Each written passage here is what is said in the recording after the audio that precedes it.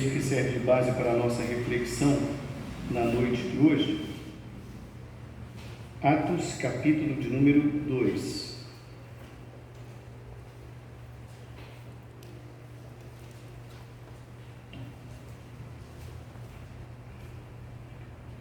Assentados reverentemente, os irmãos vão acompanhar a leitura a partir do verso de número 42.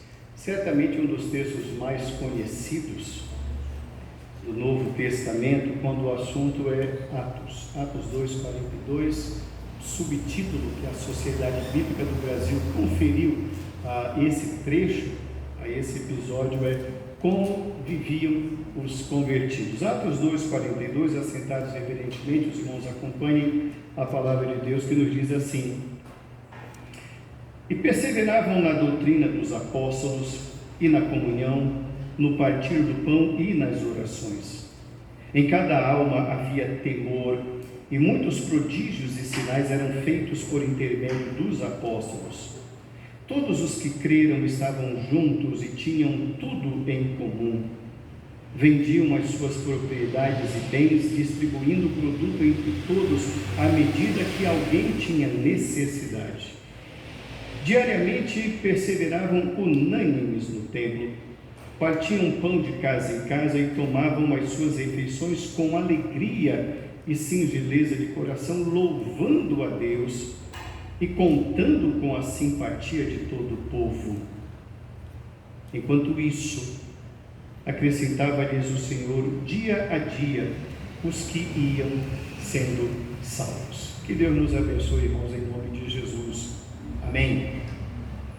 Irmãos, essa é a quarta mensagem da série de estudos e mensagens sobre o livro de Atos. A cada domingo nós pegamos uma pequena porção e vamos estudando sobre esse texto tão importante, esse livro histórico do Novo Testamento, cujo autor é Lucas, o mesmo médico amado que escreveu o Evangelho.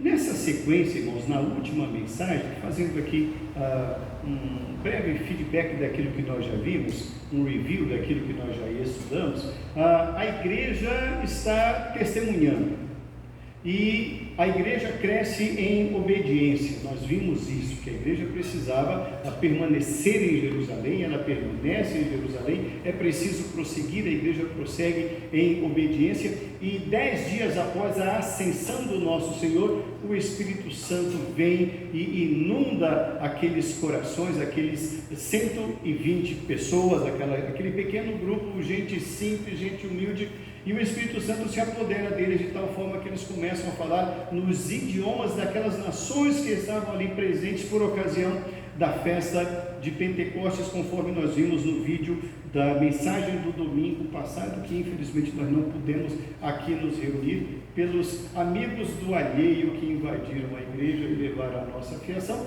Mas hoje estamos de volta aqui e nós vamos dar sequência assim a esse estudo. Pois bem, quando a igreja começa a testemunhar, irmãos, Pedro toma a palavra e Pedro começa a mostrar para os judeus quem era Jesus.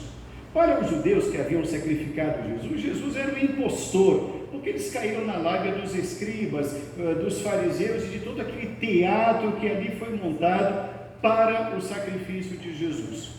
Mas eis que Pedro se levanta no meio daquela multidão que está querendo saber o que está se passando em Jerusalém, devido ao grande estrondo daquele som impetuoso, como de um vento muito forte. E aquela multidão, quando se aproxima, Pedro aproveita a oportunidade para dizer quem é Jesus. E quando Pedro prega, como nos diz os versos de 39 até o 41, as pessoas então elas ficam com medo do que fizeram. Quando Pedro diz, esse mesmo Cristo que vocês crucificaram, Deus o fez o Messias e Senhor. Então os judeus, quando se conscientizaram daquilo, eles disseram, e agora? O que faremos? E Pedro então diz a essência do Evangelho: arrependei-vos, arrependei-vos, é hora de arrependimento. E eles se arrependem, e nos diz o texto que naquela mesma ocasião, verso 41, quase 3.000 pessoas ali confessam o seu arrependimento e se juntam àquela comunidade que até então era bem pequena, 120 pessoas. Na noite de hoje, irmãos, a partir do texto que nós lemos, nós vamos ver como esse grupo nascente, essa nova igreja, como essa igreja foi dar um exemplo do que é ser cristão, do que é de fato ser um discípulo. Eles vão colocar aqui as sementes do discipulado como um modelo para a igreja de Cristo. Na noite de hoje, irmãos, o tema da nossa reflexão é novos olhares.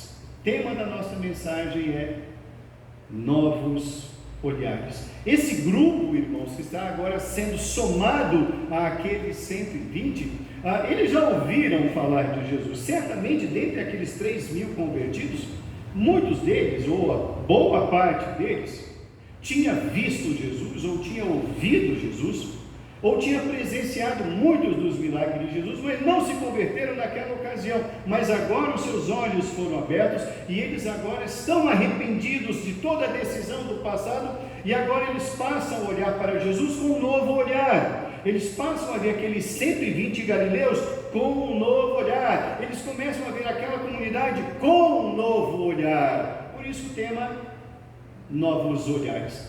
O primeiro aspecto que nós queremos analisar aqui nessa noite, irmãos, sobre os novos olhares, o primeiro novo olhar do discípulo é um novo olhar para a palavra de Deus. Um novo olhar para a palavra de Deus. Volte o seu olhar para o verso 42. Eles perseveravam na doutrina dos apóstolos. Eu acho interessante essa expressão que Lucas narra, irmãos, porque a expressão perseverar aí, irmãos, é não abrir mão, é continuar com firmeza, é persistir, insistir. Trata-se de algo inegociável. Então, aquilo que antes aquela comunidade ou aqueles irmãos, agora convertidos, aquilo que antes eles viam com desprezo, com descrédito, que era a palavra do próprio Cristo, agora com um novo olhar após o arrependimento, eles chegam-se à palavra dos apóstolos, que é a continuidade do ministério de Cristo, com um novo olhar. Eles querem continuar aprendendo sobre Jesus. Sabe o que eu acho interessante aqui? Eles não trouxeram novidades para a igreja. Eles não chegaram e disseram: somos maioria, somos 3.000, vamos mudar isso aqui, agora vai ser do nosso jeito. Não, eles disseram: nós queremos a água viva, nós queremos aprender com quem ouviu o mestre, nós queremos beber da água limpa, nós queremos uma fonte genuína, nós queremos a doutrina dos apóstolos, nós queremos isto, é isso o que nós queremos. Nós já estamos cansados das tradições. As tradições não mudaram as nossas vidas. Estamos cansados do legalismo. O legalismo não nos trouxe renovação. Nós estamos cansados do velho discurso dos sacerdotes, dos escribas, do sumo sacerdote, do legalismo, da religiosidade. A religiosidade não trouxe novidade para nós. Nós queremos isto, porque isto vem de Jesus. Irmãos, se tem algo, ou dentre as coisas que faltam à igreja evangélica brasileira hoje, é isso, é um novo olhar para a palavra de Deus, mas a genuína palavra de Deus. Existe aqui no nosso meio, na cidade de São Paulo, um certo pregador de uma igreja grande, com muita membresia, muitos views e seguidores, que lhe diz que a palavra de Deus precisa ser reinterpretada e atualizada. O convertido quer a palavra genuína. Quem quer conhecer Jesus vai encontrá-lo nas palavras dele, no ensino dele, no evangelho dele. E isso os apóstolos eram detentores. Eles não quiseram mudar, eles não quiseram novidades na vida, eles quiseram novidade para a sua vida.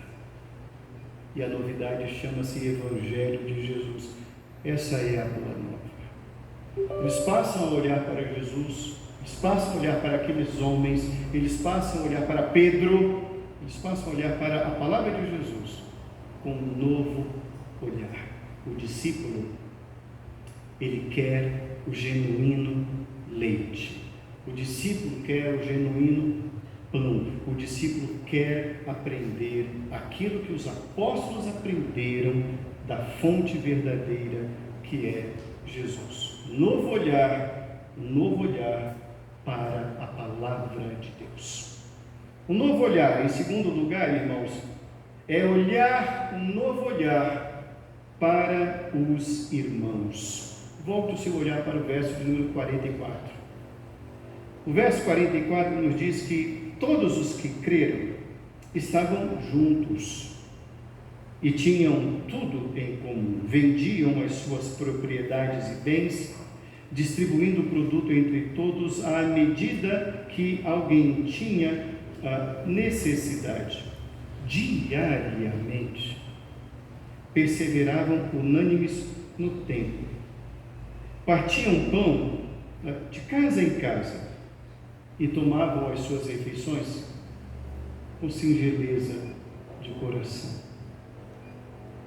O segundo novo olhar, irmãos, é um novo olhar para o irmão. Eu acho interessante isso, sabe por quê? Porque isso de fato denota uma mudança de vida. É o olhar para o outro, é saber que o outro existe. E ele senta-se ao meu lado, e ele sente dor, e eu preciso olhar para ele, é ter empatia, é eu me colocar no lugar dele. E isso é muito diferente, irmãos, agora, após a conversão, porque antes eles viam aquele povinho, aquela gentalha, como gentalha mesmo. Então, nós, judeus, nós da religião, somos superiores a esses que seguem o Galileu e o Nazareno. Agora não. Após a conversão, eles dizem: você está bem, meu irmão? Mas não é apenas uma pergunta de educação, é a pergunta no interesse se o irmão tem o que comer. Você comeu, meu irmão? Você está bem vestido? É aquela pergunta de quem se preocupa. Aquelas pessoas, irmãos, que estavam seguindo a Jesus no início, aquela pequena comunidade de 120 pessoas, em sua grande maioria, era composta por pessoas extremamente pobres e simples, porque os ricos não deram lugar a Jesus. Os ricos vão aparecer, irmãos, na igreja, agora em Atos. No Evangelho, não. No Evangelho, não. Eles eram raros, porque os grandes não queriam se misturar com aquele carpinteiro, filho do carpinteiro. Então eles mantinham distância. Então, se eles passavam fomes ou se tinham necessidades, isso não era do interesse deles. Mas agora a vida mudou. Eles se converteram, eles se arrependeram, eles estão aprendendo na palavra que a dor do outro é a minha dor. Eles passam a olhar para o outro de uma forma tão intensa e tão nova, que até então isso é inédito na religiosidade judaica. Entre o judaísmo isso não existia. Mas agora naquela pequena comunidade, que agora torna-se uma grande comunidade, eles passam a dizer: eu tenho demais. O que eu tenho é mais do que suficiente para mim, e eu sei que tem gente ali na comunidade, que senta-se ao meu lado, que adora o mesmo Senhor e é tão arrependido quanto eu, que não tem nada daquilo que eu tenho. Então, o voluntariado daqueles irmãos foi uma obra do Espírito Santo tão profunda na sua vida, que todos os que creram estavam juntos, nos diz o verso 44. Eles estavam juntos, eles tinham tudo em comum. As classes sociais desapareceram diante da cruz de Cristo. Não existe o judeu, não existe o gentio, não existe o grego, existe o arrependido. Existe o pecador arrependido. Nós estamos juntos, nós estamos misturados. Não há classes sociais entre nós, eles passaram a dizer assim. E o voluntariado deles é tão grande que ninguém os obrigou a abrir mão de suas próprias posses. Não. O amor que Cristo colocou naqueles corações fez com que eles voluntariamente exercitassem algo até então inédito: venderam as suas propriedades, venderam os seus bens, os seus animais. E nos diz ainda que eles distribuíram o produto da venda, o dinheiro, entre aqueles que tinham necessidade. Observe bem a expressão. Aqui a gente observa algo que é linear e basilar no trabalho diaconal. Não é dar para quem quer, é para dar para quem tem necessidade. Percebeu a diferença? Por isso aqui a junta diaconal, antes de fazer doações ou donativos, visita a família e vê a casa, vê o que tem lá dentro, vê qual é a necessidade, não o que quer, mas a verdadeira necessidade. E eles assim fizeram. Interessante, irmãos, é que ninguém os induz a isso. O discurso de Pedro não foi para isso: dê o que você tem para a igreja, que é o discurso atual de alguns 25, 30 anos para cá, em certos púlpitos. Você precisa doar, você precisa dar. Pedro não fez isso. Pedro pregou o arrependimento. O resto é obra do Espírito Santo de Deus. É um olhar para o outro, para a dor do outro, para o coração do outro, para o semblante do outro, não para a vida do outro. Percebeu a diferença? Não é saber o que ele faz ou deixa de fazer. O irmão está doendo, então eu estou junto contigo. O olhar pelo outro. Em terceiro lugar, irmãos, nós aprendemos entre novos olhares. O primeiro é olhar a palavra de Deus. Segundo, olhar os irmãos. Terceiro, ser olhado pela sociedade. Volte o seu olhar para a parte final do verso 44. O verso 44, na verdade eu falei 44, irmãos, mas é o verso 47, na parte inicial do verso 47, me desculpem. Louvando a Deus e contando com a simpatia de todo o povo. Contando com a simpatia de todo o povo. Observe como a sociedade via agora aqueles irmãos. Eles viam com simpatia. Olha o testemunho da igreja. Olha como o Espírito Santo de fato muda e transforma mesmo. Antes eles eram perseguidos, agora eles são bem vistos. Quem faz isso? Obra exclusiva do Espírito Santo de Deus, porque ele transforma. A comunidade começou a perceber que não havia competição ali, não havia briga pelo poder, como a gente vê há muitos anos dentro da igreja evangélica. Eu quero ser o maior, comigo ninguém pode, vou te mostrar quem eu sou. Na igreja e na liderança, então, nem se fala. Não é isso que existe na igreja nascente.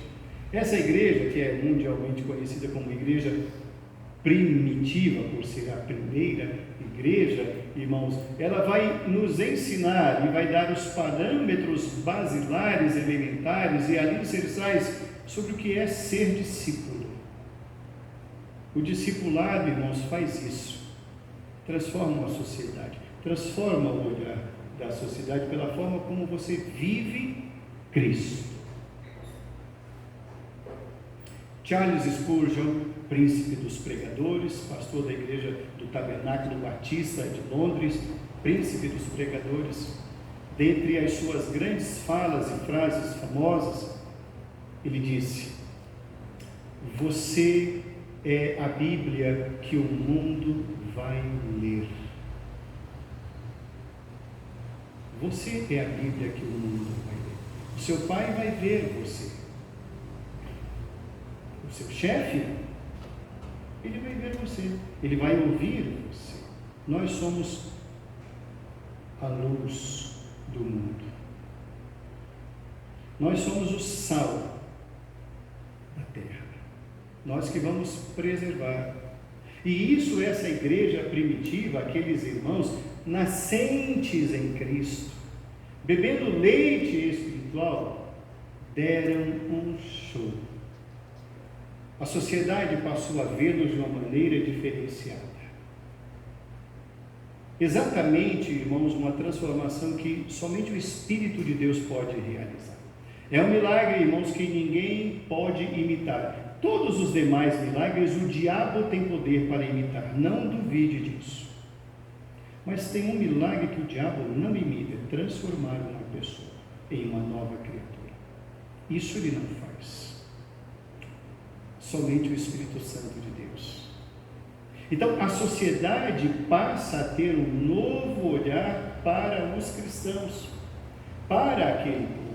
Então, nós devemos entender, irmãos, que nós somos, sim, visíveis aos olhos dos outros. Os outros estão nos vendo.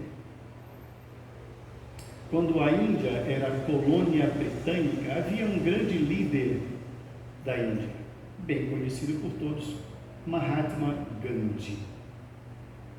E uma certa vez, ele foi chamado à Câmara dos Lords, na Inglaterra, para que ele usasse de suas estratégias lá na Índia, para que fizessem com que acabassem os levantes, para que aquele povo obedecesse à coroa britânica em paz e sem guerras.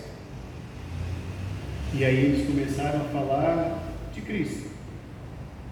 Do Cristo deles, do Cristo do cristianismo. Então Mahatma Gandhi falou uma frase que é mundialmente famosa: eu aceito o vosso Cristo, mas não aceito o vosso cristianismo. Disse tudo. Falar de Cristo é muito bom, mas olha o testemunho de vocês. Vocês nos oprimem. Seus soldados estupram nossas mulheres. Então, que Cristo é esse? O Cristo, ok, mas que cristianismo é esse? Então, a sociedade estava reprovando a atitude da coroa britânica quando o argumento foi religioso.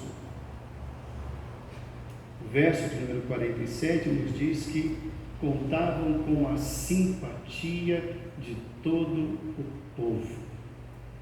Meu irmão, nós devemos entender que nós somos a carta de Cristo, como diz o apóstolo Paulo. A sociedade precisa ver Cristo em nós, precisa ouvir de Cristo dos nossos lábios, precisa ver Cristo no nosso testemunho, chegando na hora, dando bom exemplo, fazendo o que devemos fazer e ir além. Um bom testemunho, você nem vai precisar abrir a sua boca para dizer, sou crente. Você não vai precisar. Você vai ouvir as pessoas lhe procurarem e lhe perguntarem, você é crente, não é? Já aconteceu isso? Se lhe aconteceu, ótimo, você está no caminho certo. É isso. Novo olhar, o olhar da sociedade para com a igreja. E em quarto e último lugar, irmãos, o olhar do Senhor da igreja para com a igreja. O olhar do Senhor da igreja para com a igreja. Verso de número 47. Todo o verso 47 diz, louvando a Deus e contando com a simpatia de todo o povo. Ponto. Enquanto isso, acrescentava-lhes o Senhor, dia a dia, os que iam sendo salvos. Olha como a igreja é vista pelo Senhor. Deus visita as igrejas. Ele sabe o que se passa em cada uma das comunidades. Ele sabe o que se passa dentro de nós e com cada um de nós. Ele conhece cada estrela. Ele chama-as pelo nome. Esse é o nosso Deus. Ele conhece todas as ovelhas do seu pastoreio. Ele conhece as igrejas. E exatamente, irmãos, eu quero deixar algo que desde o início do meu ministério, há 36 anos, eu falo e muitas vezes eu sou mal compreendido. Eu nunca acreditei, irmãos, e nunca divulguei campanha evangelística. E eu não quero escandalizar os meus irmãos, nem os ouvintes do YouTube. Mas eu quero esclarecer o meu pensamento, que não é meu, é bíblico. Sabe qual é o maior movimento evangelístico? é você ser um crente de bom testemunho. Sabe quem faz essa obra? É o Senhor da igreja. Volte o seu olhar de novo para o texto. Enquanto isso, enquanto aquela igreja conhece a palavra e se deleita nela, enquanto a igreja é uma igreja misericordiosa, enquanto a igreja tem bom testemunho, enquanto isso, acrescentava-lhes o Senhor dia a dia os que iam sendo salvos. A obra é do Senhor da igreja. Isso não nos exime de evangelizar, esqueça isso, não é isso que eu estou falando. Nós temos que evangelizar, e ir por todo mundo, pregar o evangelho. Opa, é isso. Mas um grande testemunho da igreja de Cristo faz com que o próprio Senhor da igreja mande pessoas para aquele lugar. Porque ali tem crentes fiéis verdadeiros, ali tem palavra, ali há alimento, ali há pão bom, ali há água boa, ali existe Cristo naquelas pessoas. Deus manda. Não é à toa, irmãos, que o próprio Senhor diz: rogai ao Senhor da seara para que mande mais trabalhadores. Devemos continuar rogando, porque Deus manda. A igreja é vista pelo Senhor, a igreja é visitada pelo Senhor, a igreja é enriquecida pelo Senhor.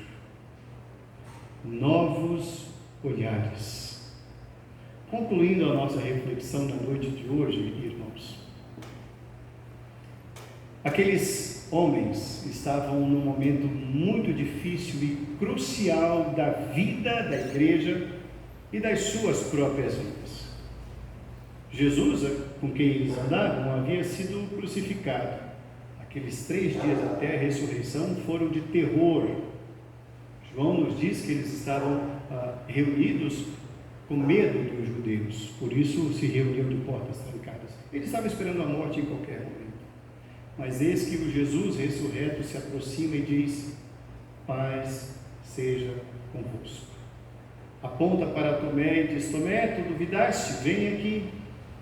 E Tomé, a Bíblia não diz que Tomé foi lá e colocou a mão, não. Só diz que Jesus falou: vem aqui e coloca a tua mão. Não diz que Tomé foi.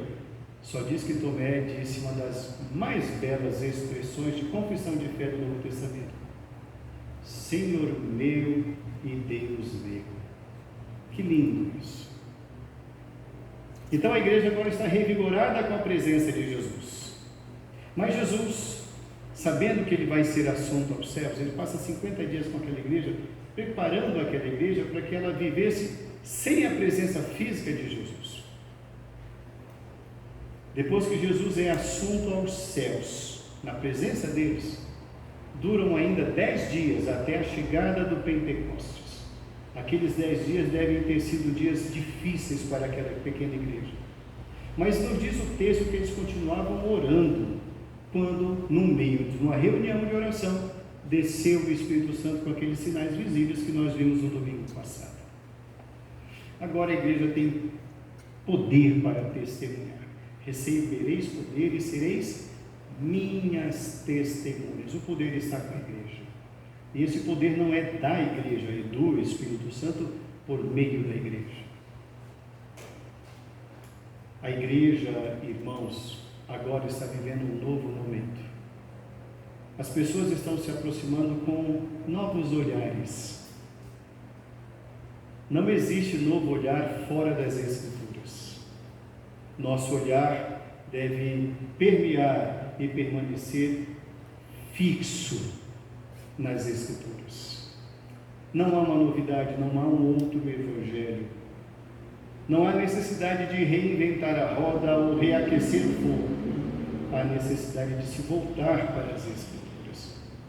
Foi isso que Martinho Lutero fez. Ele se voltou para as Escrituras e aconteceu o que aconteceu. A reforma protestante. É necessário também, irmãos, que o nosso coração seja movido para a dor do outro, sensibilizado por esse Espírito.